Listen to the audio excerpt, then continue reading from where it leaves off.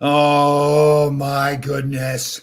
It's 11 o'clock on Monday throughout the universe. See, here's what we all come together. Unity, right? The Yeah. politicians talk about unity. So this is unity. So we get throughout the universes. We get everybody to declare that on Monday at 11 o'clock, it's 11 o'clock everywhere throughout all the universes. Yeah. Right. So you talk about unity. That's unity right there. It's like we're like dark matter. It just goes through the whole universe. Can't touch it, feel it, see it, but we're here. Oh, God.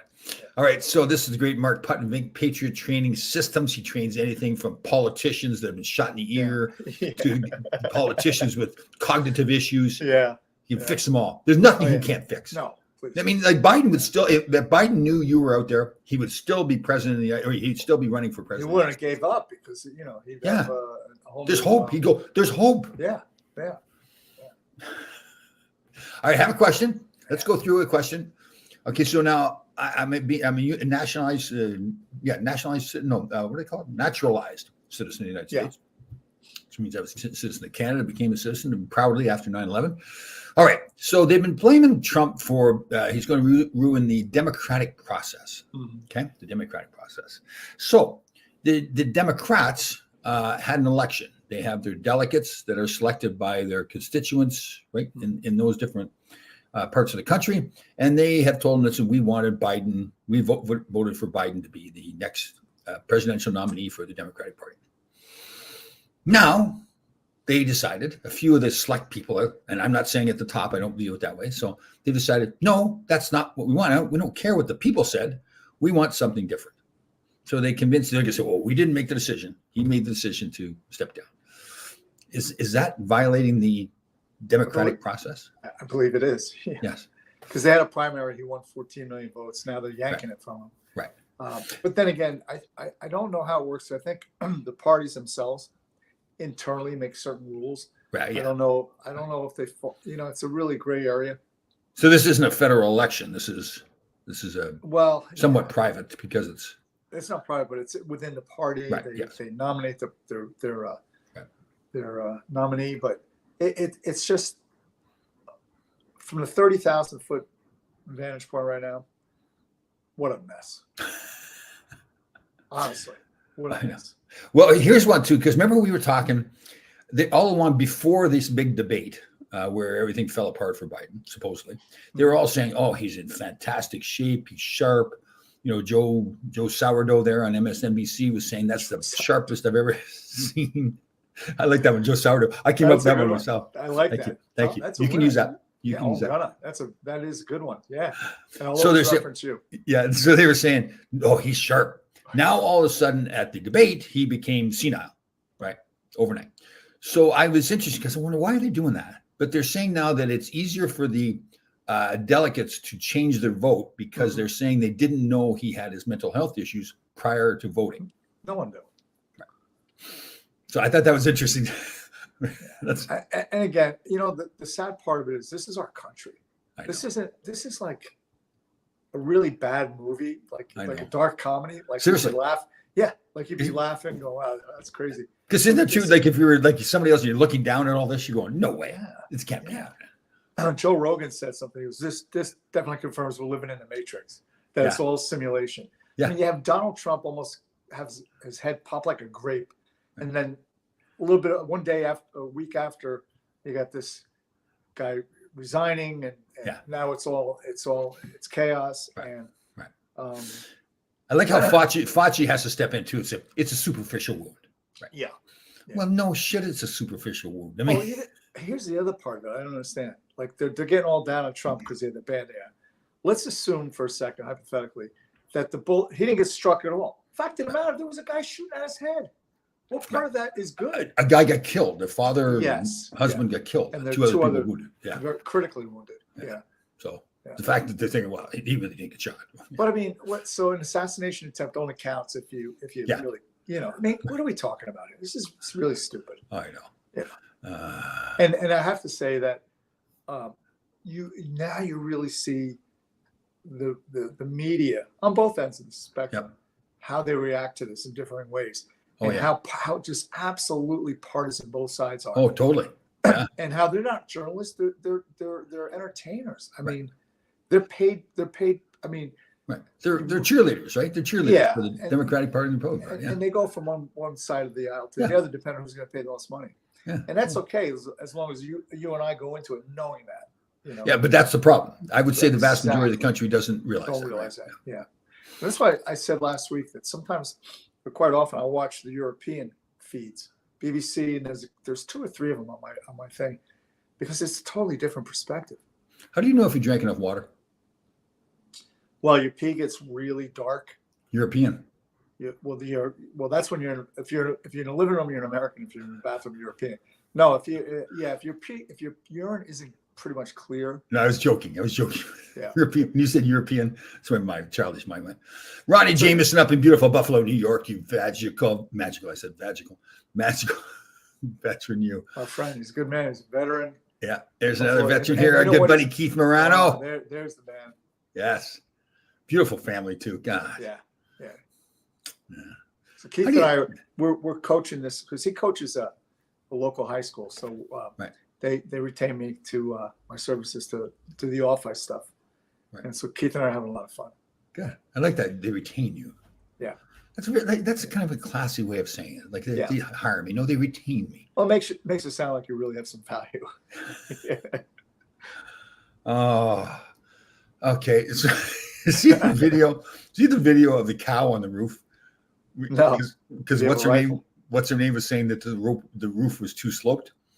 So they have a video of a cow on the. There's been like so many videos that are just, and even the poor female trying to get her. Oh, I know. God, I feel and bad. like, they, remember Pat from Saturday Night Live? Yeah. They did one side by Oh. side with. Yeah, it's Oh, been brutal. But That's they because you feel bad. Like she legitimately was risking her life, trying. right? Yeah, of course, she could have got killed. But that But scene where she but- couldn't put it in. And that therein lies the problem.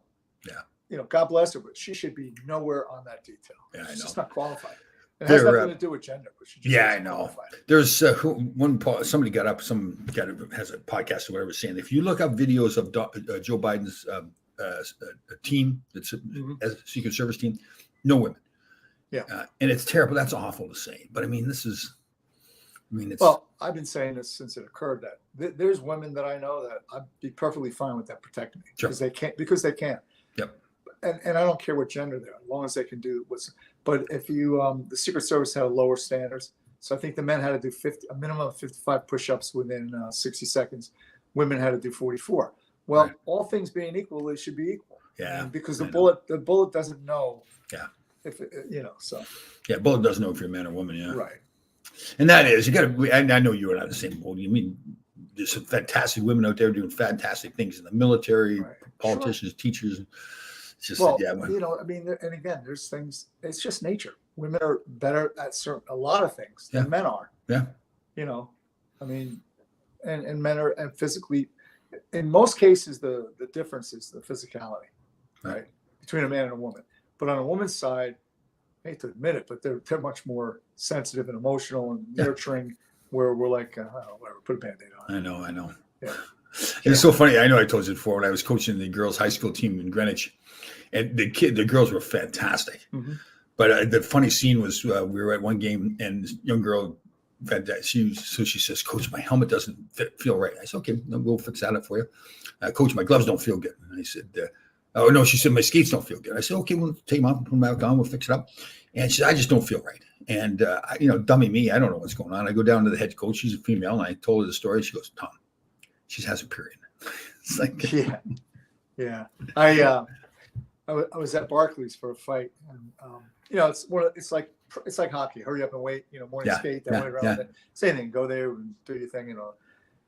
See the doctor, and so I walked across the hall to Heather Hardy's locker room, and Heather at the time, and she had a nice career, really tough kid, and she was going to be a swing fight, which means you have 3 televised fights. If one of those ends like with a quick knockout, they Right. need to replace it with a swing fight. okay, So she was a swing fight, and she was doing this because she really wanted to promote women's boxing. Right. Because there's a huge discrepancy in pay. Like they don't pay them anything. Anyhow, so I walked in her locker room, and I've known Heather for a while at this point. And I said, "Hey, man, what's going on?" Well, I'm really, really pissed off. So what's the matter? She goes, "I didn't make weight yesterday." Oh. And I was like, well, you always make weight. What happens? She said, I have my period. And I never really factored that in because I never trained female fighters. I said, so how's this going to roll? You didn't make weight. So she said, the other girl said, I'll fight her, but she's got to give me her purse. So I said, so you're fighting for free? She said, yeah. I mean, that's how bad she wanted to promote women's boxing. Wow. So I said, you're fighting for free and you better F her up. Unleash the fury. Yeah, and with Heather, she was no problem. I got this, and she did. Yeah. Oh, that's funny. Fighting women that's having a period. Yeah. Mm-hmm. This is terrible to say. I know it's an awful joke. Let me think if I should say this or not. Probably. My youngest son. We'll leave it at that. Yeah, I won't say it. Yeah, it's one of those ones that's right on the edge. You could think it's funny. Yeah. The magical Deb Anderson. How are you doing? You magical creature out there in the Midwest of United States. Oh, where does she live? Oh, she's gonna kill me. Nebraska, Kentucky. Well, Kentucky's southern. Probably Nebraska. I'm gonna go with Nebraska, Deb. Yeah. You let me know. I'm gonna say Nebraska. It's terrible. I apologize, Deb. I apologize. I should know that. How was your weekend, Mr.? Oh, it's good. So Friday night, we went to a retirement party for Beth's cousin who just retired from the Jersey City Fire Department. Oh, okay. And thanks, Deb. Thank you, Deb. Where was I? I missed Nebraska. Oh, so you were right. Yeah. So and then probably an hour into it was remember the movie Deer Hunter? Did you see it? Yeah. Remember the bar scene where there was a wedding and they were at the bar and all. You near the start of the movie? Yeah. Yes. Okay. Because it was in an Elks Club, so it kind of had that vibe, Yeah. And of course, all the firefighters never left the bar. Yeah. You know what I mean? And so about an hour into it, all of a sudden I look up and I ran over and bear hugged and this, that, and the other. Right. It was a fighter that Patty Farrell, Patty Boy, who had a nice pro career, but now he's a firefighter for Jersey City. And Beth's looking at me like, is there anywhere, like, where can we go that you're not gonna? That's funny. So that was Friday, and then Saturday we went over to a friend of ours for barbecue. So it was a good weekend. Did you see the firefighting movie with Kurt Russell? Yeah, what was that called? Yeah. The reason I think of that, they had the big wedding reception too, and then all the firefighters just hammered too, the brawling. And oh yeah. I remember going to St. Patrick's Day years ago, and to the parade, and we were I met my sister and her husband, and it was like 9 o'clock in the morning, and they were done. They were already done. Oh, is that right? Oh yeah. The firefighters. Yeah. I know. I remember my father became a firefighter, sold the farm, and the old firefighters come over to snowmobiles and everything, because we lived out on the farm. Mm-hmm. And I'll never forget the picture of the kitchen table with the brown bottles, Canadian beer with brown bottles. That you couldn't put another beer bottle on that table. It was just bad. And then they'd go get in the snowmobiles and they'd be crashing and everything. Seems funny now they could have hurt themselves, but it was kind of funny. Because in the farm, they would have electric fences, right? Mm-hmm. So the cows, it was just like a single wire to keep the cows into a certain field. And it's easier to put up, very efficient and everything. But there's you can't see that. So it was the right height. So the firefighters with the snowmobile would be hitting it and they'd be going flying backwards, going airborne. They could have, decapitated themselves, but somehow they don't. Yeah, exactly. The alcohol helped there. Yes. Definitely. Okay, so what else we got going on? It's kind of quiet, right, as far as sports. Oh, yeah, it's a horrible time of year for sports because I'm not a baseball guy. Yeah. And they had you're not a golf fan, but the British Open was over the weekend. That was interesting. Right. It was over in Scotland. Scotland. Yeah. Scotland. Yeah. Oh, I do. I'm Scottish. I'm part Scottish. Yeah, there you go. Yeah. See that? Yeah. My Scottish and my Irish is the same. So how do these people do imitations, right? The people that do they just have a gift for it. Yeah. Ever tell you about the Scottish dude that went to his first baseball game? No, he didn't. Yeah, he went with his American friend, right? So game starts and the first guy gets up and he rips one, and the American friends go, "Run, man, run!" Right? Second guy gets up, he banks one off the wall for a double, and the American guys go, "Run!" Third guy gets up and he looks at 4 pitches and he starts walking down to first base. Now, the Scottish guy thinks he's got this. So he's like, "Run, laddie, run." And he says, no, he's got 4 balls. He walks. Walk with pride, laddie. Walk with pride. Oh, I like that a lot. Did you like that movie, Braveheart? Yes. Oh, man, how can you not, right? Yeah. Freedom. Yeah. But, I mean, imagine that, and it's kind of a serious question. You used to do it back then. Imagine you're laying on that table and they're ripping apart your guts and everything like that. Oh, yeah. I mean, you want to think you're going to be brave and all that kind of stuff, but man, that's a test of manhood right there. Yeah, it's tough. But, you know, when you really look at history, it wasn't that long ago that Yeah. things were like that. Yeah. You know? No kidding. And I read a book years ago about medicine, and just about all of our advances in surgery, especially, come from the battlefield. Really? Cauterization, things of that nature. Yeah. Oh, Most of the advances in surgery come from the makes sense, from the right? battlefield. Yeah. Makes sense. Yeah. Makes sense. What was my weekend? I did very little. I was very nice weekend as far as weather. Mm-hmm. So I've been really trying to say to myself, Tom, let's take some mental health time. Yeah. Sit back. Just chill. Easier said than done. And you're the same way. And we're very proud of this because, you know, people look to us for help and assistance and everything, and you want to help all the time. But then when you want to have some mental health time, you're like, okay, I just told you I want to have some mental health time. Leave me alone. Exactly. Well, part of it. Yeah. How's your boys doing, by the way? How's your sons doing? They're good. Yeah. Sean's, he lives in New York, and he works for Gotham Gym. He's in, trains fight, you know, boxing and stuff like that. And he's also going to be going to school, NYU. And my younger son lives in Chicago, and he's an actor that means he's a starving actor. So, but Okay. he's got a good job in AM. That's cool. He runs a hotel bar, like a rooftop Nice. bar in Chicago. Nice. Yeah. So I've been doing some purging lately. So I look up purging. It's actually more of a medical term, but it's also like getting rid of the junk in your life. Clearing it out. Yeah. Yeah. And it's funny because how my two sons are 33 and 31. What are your boys? 33 and 30. Well, Sean will be Yeah. 33 in September, and Ty's 30. Yeah. So Same age. Yeah, same group. And it's funny now, like I'm talking on the phone, yeah, I'm purging today. And they, oh, we're so proud of you. Like, you know, it's like I'm the kid now. Well, it's the truth. I mean, you know, we refer to our kids for technology and all Yeah. that kind of, like Yeah. we're old. I know. Because like I get in that habit. So they're I guess you could almost call them minimalists. Like they don't leave Yeah. junk around. If they're not going to use it, it's given away or thrown away or whatever.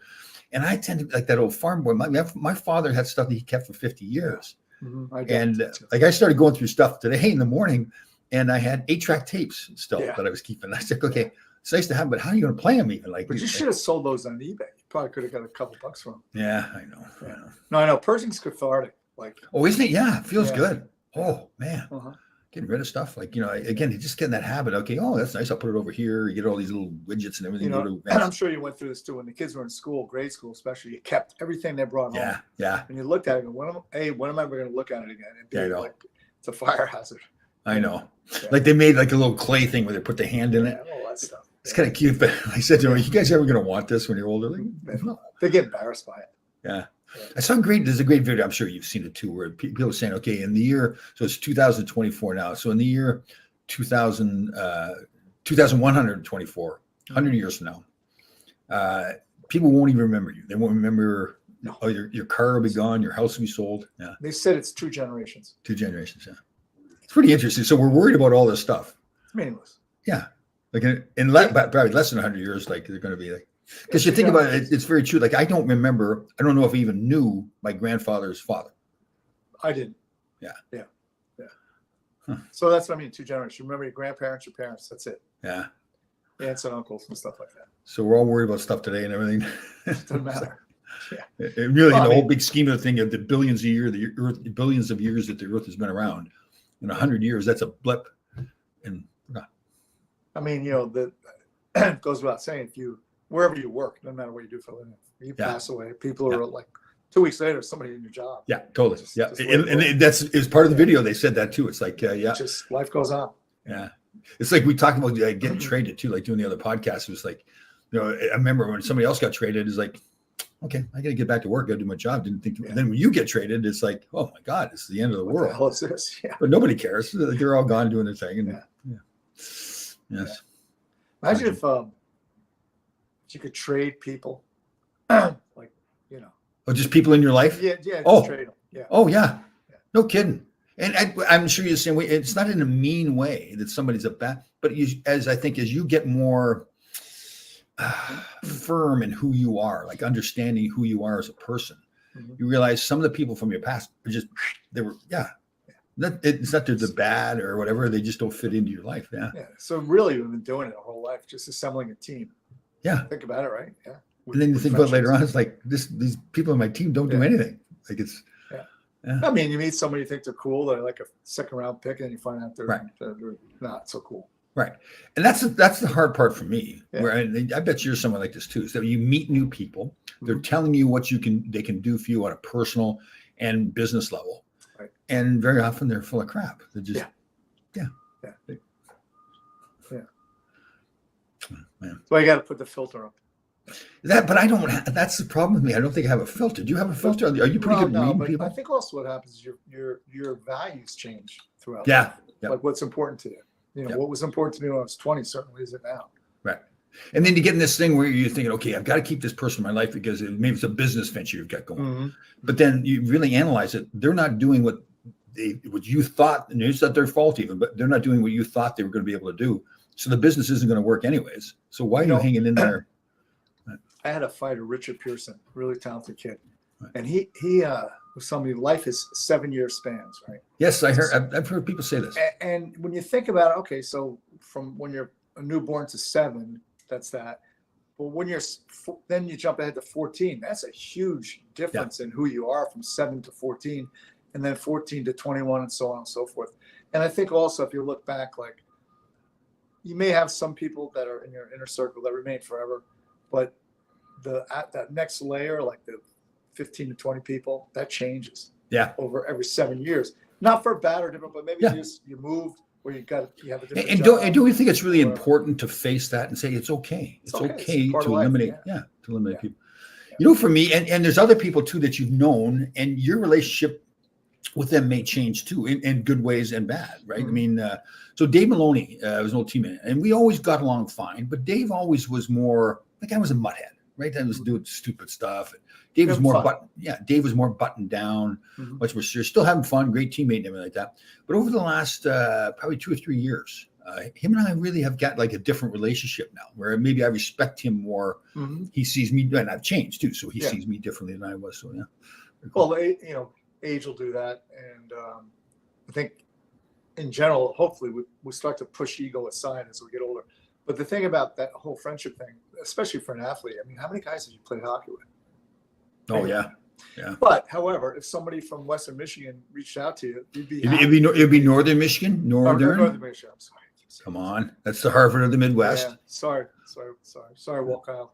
Yeah. But anyhow, you know what I'm saying. So somebody from Northern Michigan gets a hold you haven't seen in decades. Yeah. And it would be like it just was like you saw him yesterday. Very true. Yeah. I have one of my old teammates, and I won't mention his name. He's gotten into hospice now. He's got dementia, and his sister's got in touch with me, and he's hilarious. Like he views me. We played together, but partly because of his condition, partly because we haven't seen each other so long. She said he was kind of starstruck when I got on the phone. It meant so much to him.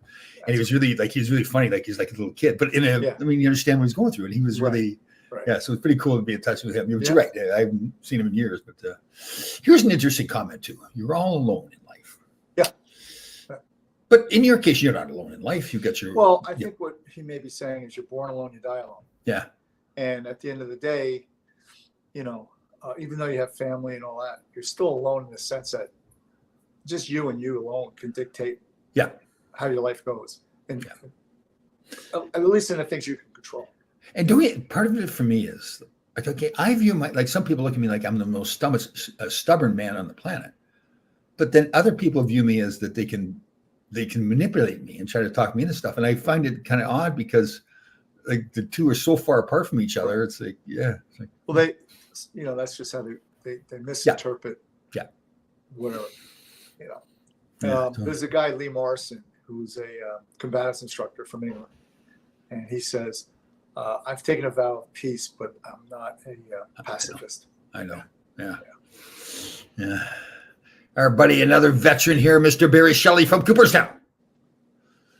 At home this week. Baseball off a huge contingent from Michigan. A lot of where North. Oh, nice, nice. The Wildcats, Northern Michigan Wild. Isn't it funny? I'll never forget. So people are always saying, "Oh, the best 4 years of your life are going to college." And I'm saying, yeah. And I remember going up there to Northern Michigan. I had like one pair of jeans, and I didn't know how to do laundry and like that. And I think of the times I'm up there. I think because you're that age group too, from 18 to 21, you just learn so much stuff, right? That you're going through. Yeah, well, Beth, the same thing. She still maintains a really strong friendship with about 6 girls that she either dorm with or went to school with. Huh? Yeah. In fact, we're going down. We go to a couple football games a year out in Notre Dame and stuff. But So, yeah. This is terrible. I don't know. You're the same way. We're children, right? We're adolescents. So when you're talking with girls and they're all girlfriends from college, you have to assume, okay, did they ever experiment? Yeah. Right. Do you ever ask Beth, like, okay, with these girlfriends, do you ever experiment? I don't think I have to ask. I know the answer. Probably not. But I mean, I'm sure it happens a lot. Yeah. Yeah. But probably less. And it's a natural process, right? There, I'll tell you why. Why? It depends. So for both men and women, when they go away to college, it's the first time they're on their own, right? Yeah. So it would lead to maybe some experimentation, but probably not in the sense that now they want to experiment with Right. whom they're attracted to. Right. I mean, some of the sexual habits, and I'm not the judge. I guess everybody's got their own thing. Years ago, I had a buddy where I worked out. He'd gone to another. He played college hockey at the same time as me. He'd done very successful in life. Actually, donated a lot of money to build a new arena at his old college. And he and his girlfriend worked out at the same gym as me. And they called me up at midnight one night. And Oh boy. yeah, and I See where was this going. well, yeah, and we see each other all the time, and like they wanted, more than one person or more than two people together, and we're gonna, and I'm thinking to myself, and she's pretty hot too. But I'm thinking that's gonna be a little awkward at the gym, like. But yeah, I would say so. Oh God! How about some of these parties? I'm sure it's unlimited to Greenwich, Connecticut, but they have these parties where they have like a big bowl, and when they go to the party, they throw their keys into the bowl. Yeah, that's and then they old school. Yeah, that's and they grab another set of keys and See, now for me, because I think a little different. If it's a better car, I'm just taking off with that car. Yeah, that's true. You're not thinking of the person attached to the car. Yeah, right? I mean, Yeah. Just to clarify here, Mr. Roy Ray Anderson, that was Don Maloney, his brother. Yeah, it was Don. Yeah. So we called him Big Frame, and they regret. Dave told me to call Don Big Frame. I guess when he was working construction when he was a kid, he was a bigger kid, big shoulders. So all the workers there called him Big Frame. Don, of course, Dave made the mistake of telling me Mr. Big Mouth, so that now got spread throughout the entire world, all the universes. Yeah. So Don was Big Frame or Dave? Don was Big Frame. Dave was A-Frame. That's what he was from. He was A-Frame. Yeah. I really like Dave's a really intelligent guy now too. Like he's really, as much as he's still in the hockey world doing the broadcasting, he's really separated himself from the hockey world too, as far as like learning new things and reading books. He worked for Bear Stearns when he first got done with hockey, did he, for quite a while? Yes. Yeah. He admits it now too. This is why I tell the story. But he legitimately had some really anger management issues, and he was working for a group up in Connecticut or Greenwich, and he was in sales. So they're all in those big long tables, right? And they're calling all the time and everything. And this one time, I guess he was having a bad day, and the people around him kind of knew Dave. And some guy said no to him. He was trying to sell him something. And I guess Dave hung up the phone and grabbed the phone hand and thing. I started slamming it like, and they're all ducking for cover. Oh God. We did a ice hockey in Harlem. We had an event probably 5 years ago, and they had me emceeing. I was with Kenny Albert. I was doing the auction. I was the auctioneer. So Dave was there, and he was sitting with his table that he golfed with. And so me being Mr. Smartass, I said to the guys, I said, "Did you guys sign the waiver?" And they're all like, "What are you talking about? There's no waiver." I said, "Well, when you golf with Dave, you need to sign a waiver to release new responsibilities." And I said, "So did Dave lose it all?" And Dave was sitting right there, and they're all, no, it was great. He was fantastic. Didn't say anything. Dave had to leave early, which gave me obviously the opportunity to go back to that table. And I said, "So tell me the truth. Did Dave lose it?" And they just started dying laughing. They go, "We've never seen that before." He's not. Oh, really? Yeah. You know what's funny? Yeah, that's interesting because he and I shared the same birthday. Oh, totally, right across the board. Yeah. And is that what you think? It's a birthday that kind of? Yeah, no, I've lost. Like when I lose it, I lose it. Like it's kind of irrational sometimes and uncontrollable. Yeah, and it happens. Nice. Golf course is a good place for it to happen. Yeah, right, because that's frustrating, right? I mean, you can't. God. It's kind of out of control. Yeah. We had a golf tournament up in Mohegan Sun or something years ago, and I wasn't golfing, so I was just driving around the cart. And probably about 3/4 away through the day, all of a sudden I see Dave walking very, very slowly, very calmly through the parking lot. And I go, "Dave, you okay?" Like you could tell, like, he was just zoned out. Bad day. He says, "Tom, I'm going home now. Golf has not gone well." He was so there. And I'm thinking to myself, now he's got to get on 95 and drive home. I'm thinking, oh, God, yeah. So That's his stuff. he's good, but he's a good man. I'll tell you, he's funny. Like he's that really intelligent guy, good sense of humor and everything. So, yeah. Yeah, Don. I like Don. I don't know Dave as well because I worked Yeah. for Don. Don was the Yeah. assistant there. Yeah. And we got along real well. He's a good man. Yeah, he is a really funny guy too. Really Yeah. funny. Yeah, he's funny as well. Yeah. Yeah. He we roomed together for a while too. So I've got some stories. Oh, did you? Yeah. I don't want to tell some I stories. probably heard some of them. Yeah. Yeah. But he's funny too. Don Maloney. Where is he now? Is he still out in? Calgary. Oh, he's in Calgary now. Yep. When they fired or True Leving, who was the GM now in Toronto, when he left Calgary, Don was the assistant GM there. And I guess they respected him so well, but they just didn't view him as the GM. This is the way I heard the story, that they let him lead the search for the new GM. He was still going to have a job there, Don was. But so they respected him that way, but didn't just view him as a GM anymore. Maybe that just... Do you think that's because the game, as far as the money part of it's changed so much that you look at Don like he's a hockey guy? Yeah, totally. But we need somebody who's a little bit more business. And I'm not speaking just to Don, but I'm talking about... That I agree 100%. Like he's that old school. He's goes back to the 70s, 80s, 90s kind of hockey. Where now it's changed. You gotta have a capologist and everything else now. Yeah, and it's hard for those guys that lived in that era and worked in that era to now understand fully. They get it, but they don't totally get the difference in personalities and right. Yeah, every player. Yeah, players don't really play for a team; they play for themselves. Not all of them, but some do. Oh, and interesting. So Dave and I had a really interesting conversation about Trouba. And I more took the approach that, okay, listen, if they had a deal worked out with Detroit, which would appear to be the team, and then all this news came out about the wife, okay, well, so what? That happens a lot. But as Dave said, but times have changed, Tom. This is just not the way it is. But I said to him, and Dave said, the team's got a lot of work to do. And that now, okay, so it's gone public that they wanted to trade Trouba. He's the captain of the team coming off a subpar year. Now, if he comes out and has a rough start to the season, man, he's going to get crucified there at the Garden. Yeah. Well, it's come a long way since when Pete Rose got traded from Cincinnati to Philly. His wife said, "Did they have a Kmart there?" It was a true story. Is that the truth? Really? Yeah, things have changed. Yeah. That's funny. Let me see. Yeah. I never asked about my wife about the college experiment because when she tells me absolutely not, I would be devastated.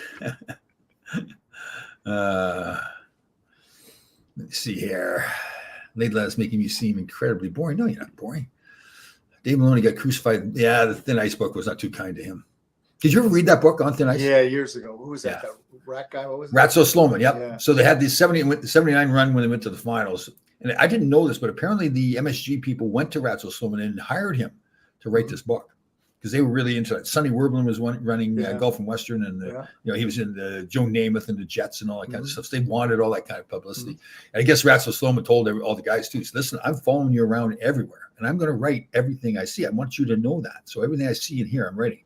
I guess the guys thought, no, he's not going to do that. And then he did. So. And what did you do? Carve Dave? It's so long ago since I read it. Yeah, it involved more Dave's first wife at the time too. So I kind of remember it. Yeah, that's something. That's an area. What's that got to do with anything? Yeah, I know, but that's the thing. Personal. That's what they wanted. And again, he was very honest in saying that. And I guess the guys and I would have probably been the same way, just not really think to myself, okay, yes, he is actually going to write everything. So like Steve Vickers, for example, funny guy. And we had Ray Markham, this big guy up and down from the line. Yep. Yeah. Ray Too Tall Markham. Yeah, he's a scout when I was there. So Sarge, guy, right? you think so? Sudbury? Yeah. Sarge wrote in the book, or quoted in the book, saying he is smart enough to start a tractor. Oh, no, he's strong enough to lift a tractor, but he's not smart enough to start it. That was cool. I would appreciate that. I know. So, but it's a small thing. But now he's going to go back in the locker room, another room together. So, yeah. Well, so what was the scouting report on? And you fought him too. Robert Picard. Oh yeah. Has all the tools but no toolbox.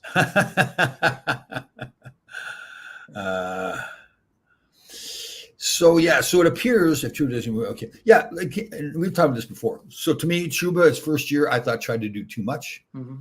Good player, and I view that as a good thing. That you get him settled down, that he cares about the team so much. Second and third year was fantastic. That leader, the team captain, played like that, big hits, second power play and all that. Now last year was a tough year. He broke his ankle at the end there, and was trying to do way too much. He got caught out of position and everything. So everybody sees that.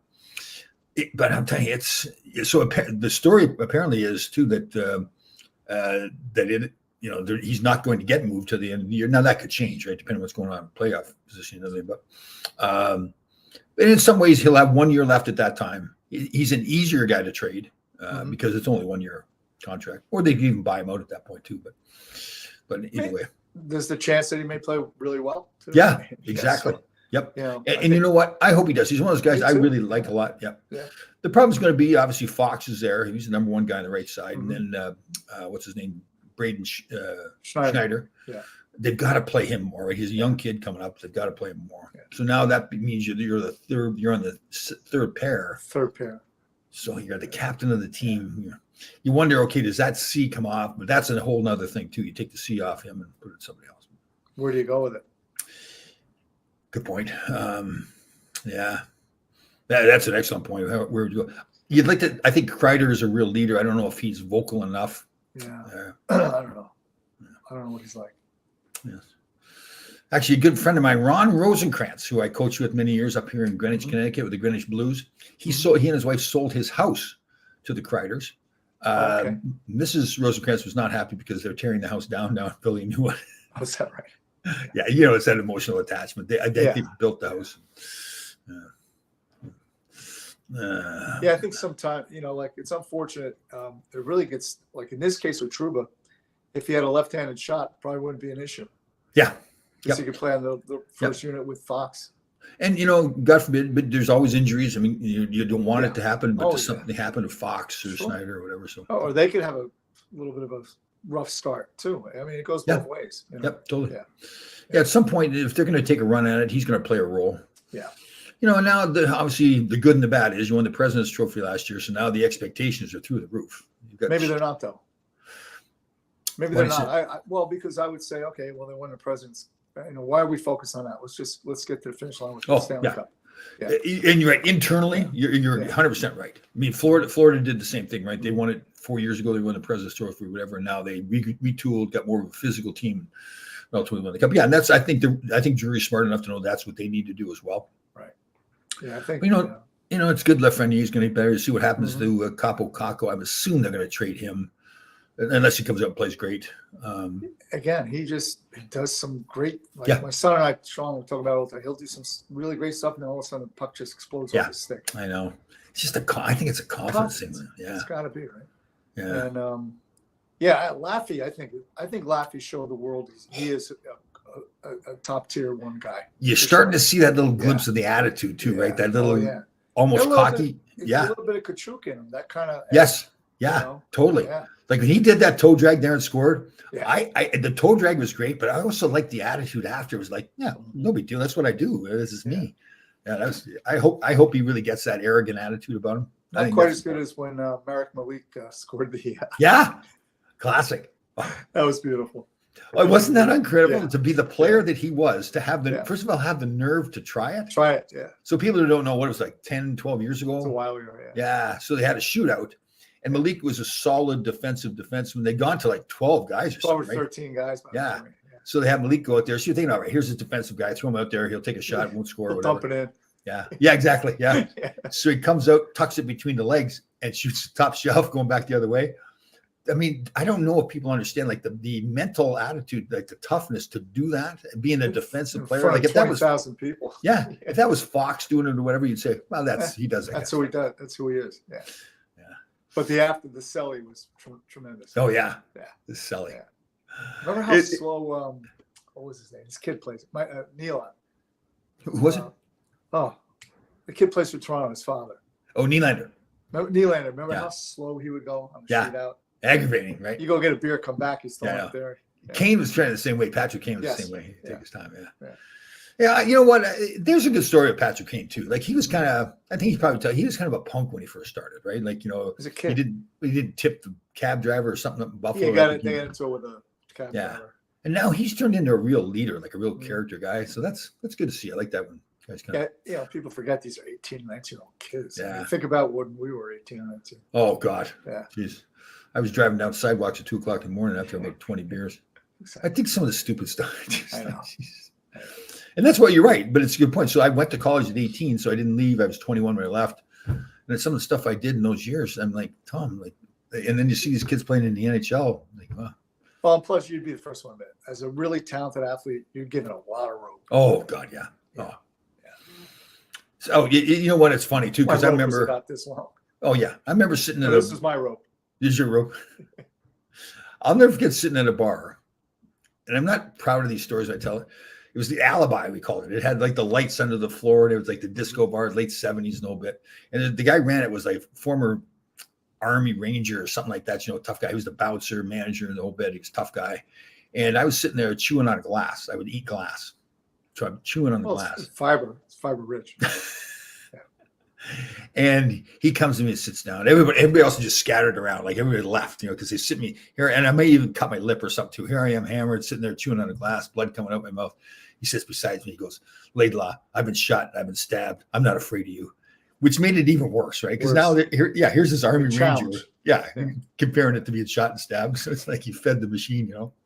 And many years later, what happens? Oh, you got the same scar. Yeah, so that's right too. That was funny. That was good. So I've told this, but Mark was right there. So we're doing the swim across the Hudson, and Mark plays a huge role in putting that together. Actually, we got to start promoting that more, right? Let's get some of the guys on next week. Yeah. And before I forget too, the game they shoulder, and we'll go back to that too. The shoulder check game. Oh yeah. Let me share. Is this Thursday, I believe, in Stanford. Hold on, I got to get this. Dave Maloney sent this to me.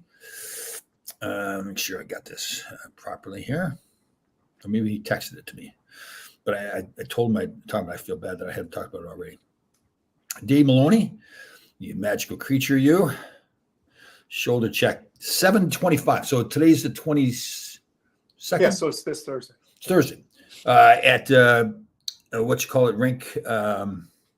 Dave Maloney is there. Shoulder check. It's at the rink. It's not Twin Rinks. It's I don't know the Connecticut rinks. Yeah, I know.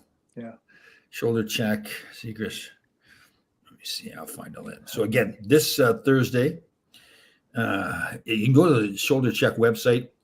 Starts Thursday the 25th. It starts at, and I apologize everybody that I'm digging for this, at 4:00. Parking and opens. 5:00. The NHL guests arrive. Shoulder Check skills show. So like 5-6 o'clock is when it really gets going. And again, a lot of NHL guys there. And I'll think of it before I leave. What are you going to do in a skill game? The skill competition. I'm not there. Isn't that funny? And here I am purging, and I'm looking at my skates, and I'm going, Tom, it's time to throw the skates away. Like I never get on the skates anymore. So you know how it is when you don't get on like for a year, whatever you skate, you're like Bambi on ice. You're afraid to skate backwards. Yeah. That's terrible. I don't know the rink there in Stanford. Yeah, I apologize to him. No, yeah, but I live around here. That's not you're just Terry Connors Ice Rink. So this Thursday, everything officially starts around 4:00. It's actually a really fun event. So obviously, when weather permitting, they have the outdoor games and everything like that, and then they go and they put on a great show. A lot of NHL guys. Let me see here. You see, a lot of Chris Kreider's there. Steven Santini, Cole Caulfield from Montreal. So they have a lot of. It's a really well guys that are still playing. Yeah. Yep. And it's a great event. Dave Maloney plays he's the MC. So again, Thursday at Terry Connors, officially like 4:00 he gets going. So it's a fun event for kids. The building was packed last year. It's like one of those places that seats about 3,000 people. And again, Dave does a fantastic job. So again, great charity. Again, the family up in Darien, Connecticut lost their son. He took his own life, I'm guessing 3 or 4 years ago now. So they put this together, shoulder check. The idea is that Dave does it well. There's the idea, like obviously in hockey, is a shoulder check. Yeah. But there's also you put your hand on their shoulder and say, I'm here for you. There's a whole 3 things they say. Thanks, Barry, for backing me up there. I appreciate it very much. Oh, good call by you. Raffle your skates for charity. Good call, Deb. Instead of throwing them away. I like that. Yeah. I got some gloves and everything too. Yeah. Thanks. Barry posted the website there to go to. Barry, thank God for Deb and Barry. Yeah. And then, okay. So our swim across the Hudson, the date on that is? August 10th.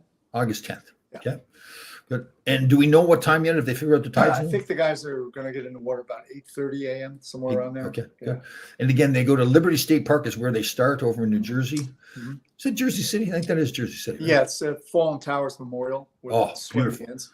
Great setting there too. Like you look through Yeah. those, kind of like the hallway, looking at the tower. Yeah, that's the monument. And if you get there early enough in the morning when the sun comes up, there's a circle of the sun when you look through it. Because when you look through it, you're staring straight ahead at the Freedom Tower. That's what they face it. So the benediction takes place there. A few speakers, push-ups, and then the flag run, which is about 1.25 miles down to where they go in. And they go in the water where you see that Liberty Mutual commercial on the boardwalk all the time at the center. Yeah. So again, for people, it's a fairly long commitment. Again, it starts in Jersey, ends over in Manhattan. Mm-hmm. So even if you can't attend the whole thing, just to get to the Jersey side, like again, it's fantastic over in Manhattan as well. Yeah. But it's so emotional and so patriotic at Liberty State Park, all the speeches and everything. There's the one they were doing. The one priest was up saying, remember the one year the priest was talking and he said, and the Lord said, who should I call? Is that what it was? Yeah. And the one guy stood up, big Navy SEAL guy stood up, and I don't think it was planned. No, it wasn't right. He stands up and goes, choose me, I will go. And the way, oh my God, when he said that, the way he said it and the timing and the setting and the whole bit, and the place was just silent because everybody's like, wow. Like it was so powerful. Like I get tears in my eyes now thinking about it because that was like, oh. Bill Brown, who spearheads it and is the founder, originator of the whole swim.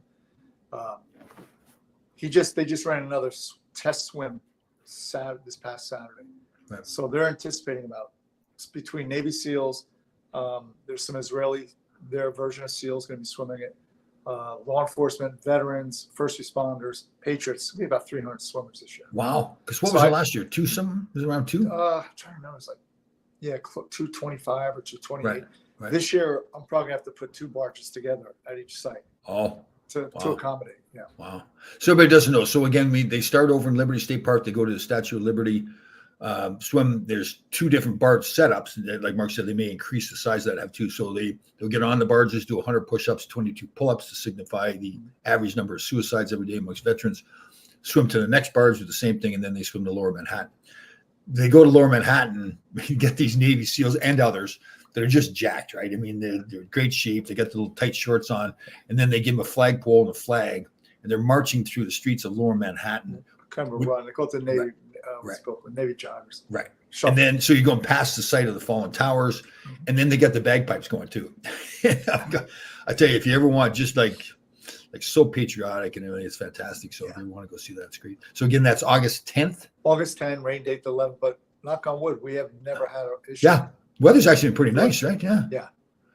The boat we had that one year wasn't too nice. Remember the last is hydraulic power steering? So Pat Landy, who is with Don John Marine, the rescue divers and stuff. Right. And they provide the barges. And Pat and I work very closely because, that's my thing. We get the barges right. But so we're heading out to the first barge and he's clipping because those quick boats are quick. Yeah. And all of a sudden he's sitting there, he's going, Mark, look at this. He's just taking it over and spinning it. Oh. And we're going in circles because he had lost his hydraulics. Well, and it was early in the morning. I was on the boat with you, and I was saying the guy's hammered. He's drunk or something. He can't drive this thing. I said, we're going to crash. To his credit, he got us in there. We came in pretty hot. Oh, yeah. We're going back and forth and everything. Then he went back and got a new boat. But it was pretty fun. That was funny. Yeah. Because he don't know what's going on. And he was calm and relaxed, but the rest of us like, what is going on here? Like, because I was inside with him and there was other people out on the back going, what are we doing here? Yeah.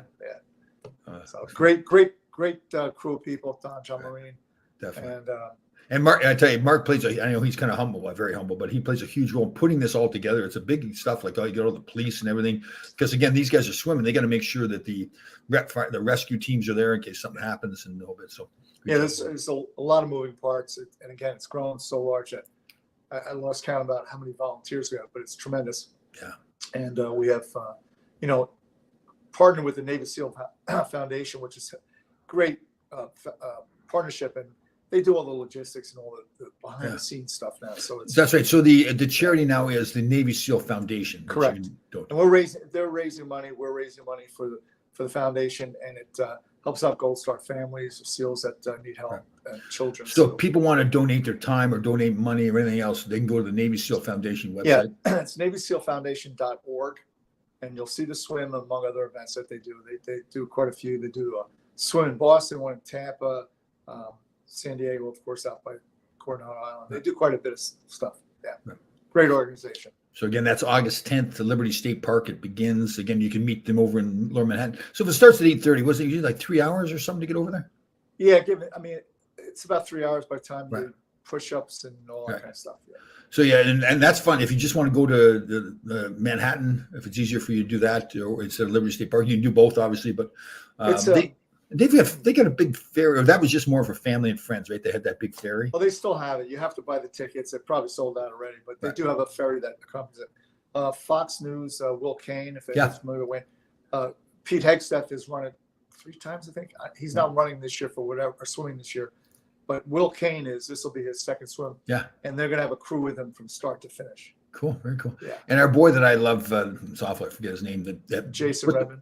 to put the poster up. Yeah. Jason Redmond, Mitch Aguilar. There's a lot of guys that have been friends of Bill, guys that Bill went through buds Right. with, and also from the original swim are still swimming and participating. How about our buddy Kenny Bigby Jr.? Kenny, unfortunately, won't be there this year because he's so busy traveling all over teaching tactics. I'm glad. You know what? I'm glad he's doing well. But he's Yeah. what a person he is, right? What a Yeah, personality. Kenny is a unique guy. He's just a tremendous human being, and Yeah. he's one of those guys. He has so much energy. You can't help but get motivated. Yeah. And get going. And it seems like it's every day too. I'll never forget. I've told you the story too. I think we texted each other. Whatever. I can't remember. Maybe it was a phone call. It must have been a phone call because he returned my message and he says, "Hey, soul brother." I thought he said soul brother. No, Kenny's black, but that's that's the way he talks. So everybody calls everybody brother. Actually, I had to ask him at one point. He said, "Okay, if I call you brother." I didn't want to be disrespectful. He said, "Yes, yes." So I answered. I says, "Soul brother." He said, "No." I said, "Swole brother." Like we're Swole working brother. out. So we're jacked. He's pretty funny. No, he's a tremendous human being. Yeah. He really is. So again, we've got the shoulder check coming up on this Thursday, the 27th of July at Terry Connors Rink in Stanford, starting around 4:00 with all of it. You can get there a little later, game and everything. Again, that's a great cause as well. It's a fun event for kids. Again, hopefully the weather's nice. They have outdoor events there. And then the game and a lot of current, I think pretty much all current NHL players, maybe some retired guys. Dave Maloney plays a huge role. He's the MC. And then August 10th, at Liberty State Park, they swim across the Hudson to another fantastic cause. Navy SEAL Foundation, if you want to make any donations for that as well. So some interesting stuff coming up. My old buddy, Walt Kyle's brother right here, Junior. Are you walking across the bottom of the Hudson for the swim? Okay, so Walt and John they're brothers, and we all became friends. So we lived together, the three of us, and we ended up being like brothers together. The father gave them a car to use, so we all kind of so we said we're not going to class, we're going to practice in the bar, basically is what we're doing. So we'll take turns, like whoever's turn is to fill it up with gas. And Walt, Kyle, from coaching with, and we are this most stubborn. We have a battle to see who could be the most stubborn. And so I think, I can't remember. I think it was Walt's turn to fill up. For whatever reason, he didn't fill up with gas. We ran out of gas, quarter of a mile down the street from a gas station. I swear, we sat in that car for 3 hours. Not like nobody was going to move. It was wide.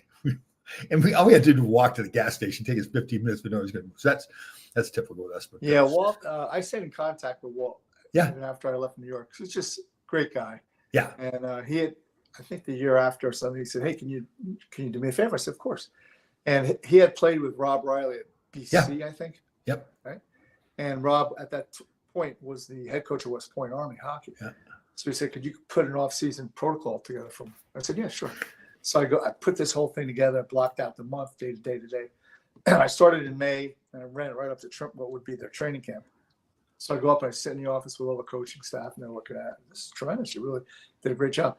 Only problem is, once school ends, they're in the woods doing Army stuff all summer long. Oh, yeah. I kind of forgot about that part of it. yeah. Because during the school year, it really is truly just academics. Right. So the Army part of it is, And Walt became famous too. And this is kind of a sad thing too. But he, when he got done his senior year of college, he had cancer. Yep. And he would get the chemo and everything. He was assistant coach at that time, which includes a lot of recruiting. So he'd get the chemo a whole bit, throwing up, jump on a plane, fly somewhere to recruit. it's a terrible thing. And he didn't do it for this reason. He did it. That's how he feels about life. But other people around the NHL and everything were like, oh my God, they're like, he became this kind of godlike person, like, and his reputation grew from there. So I have to say that my time spent there with the coaching staff were tremendous. It was Ronnie Lowe, just a great guy. Yeah. And then of course Walt, and then Teddy Green, old school guy. Yeah. Because he worked out with me in the morning. He'd always come in rare and go, "What do you got for me today?" He got hit in the head with a stick, right? Didn't have the metal plate. Yeah, that was, he got a metal plate. He said Wayne Mackey did that. He got a lifetime ban. Two hands on him, ball with a head. Yeah, what a great guy though. Teddy Green was a tough dude, but he one of those guys that's just a sweetheart of a guy too, right? He is, yeah. So there was on one side Walt, Mr. Hockey. So I'd sit in the middle, and we'd be at the bar someplace up in Marquette, Michigan, and I'd be on one side, we'd be talking like plays and breakouts and everything with Walt, and I turned to the other side, and Junior was hunter and fisherman, and I just finally threw it away. I had this cooler, a white cooler with a red lid on it. It was a round cooler. So we would have Lay's Lightning or Junior's Juice. So Lay's Lightning was, I don't know, a fifth of gin, a fifth of vodka, diet soda. Yeah. And so we both have Jeeps at the time. So we would get in our Jeep, and this is not right because, I mean, times are different, but it's still not right. We were drinking and driving. We should not have been. We're up in Marquette, Michigan, and we drive around our route. We had a certain route that we would drive, or route or whatever, Canadian or U.S. So we drive around. We had the Lay's Lightning and Junior's Juice going. And I got an ice cream truck. Yeah, and we just drive around drinking it, and we drive every puddle that was there. We'd have to drive through it, and sometimes the puddles would be so big that they'd wash out the engine. So we'd have to sit there and wait for the engine to dry out. Now, of course, we'd be drinking the whole time too, and people knew what the route was, so they'd see us out there. Hey, John, you and your Tom. So this one time, I was living with a couple of guys, and this one guy he wasn't a hockey guy, fun guy and everything. They called him Hulk, I think his name was, but. So his buddies were coming over, and he was bragging about us. He says, "You got to see these two guys. They can drink all day long. They never get hammered." And usually that was the case, but we had a long day, I guess, this one day. So we had this house that we rented. It had a big picture window. So they're waiting for us to get home, and they're looking out the picture window. And John and I, we fell out of and just laid on the lawn in front of them. And he was doing all this bragging about us so we could drink forever. Oh, God, funny stuff. That's awesome. Yeah, funny stuff. All right. So again, shoulder check this Thursday, the 27th at Terry Connors Rink. All the festivities start at 4:00. I think the game starts at 6 or 7, so you can get there later if you want to. But that's a fun event. And then August 10th, we get coming up to swim across the Hudson. Our buddy Bill Brown, retired Navy SEAL, puts together. Mark plays a huge role in the logistics and getting everything all set up. That's a great event. That's money to raise for the Navy SEAL Foundation. Mm-hmm. Again, I really recommend, if you can, to get there either on Liberty State Park side when they start, or over Lower Manhattan when they get out of the water. Great event. So fantastic stuff going on. Again, we have our 988 hotline. I got to get our girl Ashley, Jennifer Ashley, who she heads up Vibrant, and Vibrant has been given the contract, you should call it, with the U.S. government to run the 988 hotline. So we're going to get her on. Good friend of mine, actually, too. Great job. I was actually on that board. They used to call it the New York State or New York Mental Health Association, whatever. So they changed that. So, Mark, you know what? I can see you at the Oval Office, like in a T-shirt on, like really, like sitting behind that desk there. Like Casual Friday. Yeah.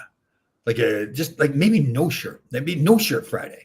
Nah, because then I'm really, that's Putin. He's got to be up on a horse. You know? Yeah, good point by you. Yeah, you look weak sitting behind a little desk. Yeah, that's true.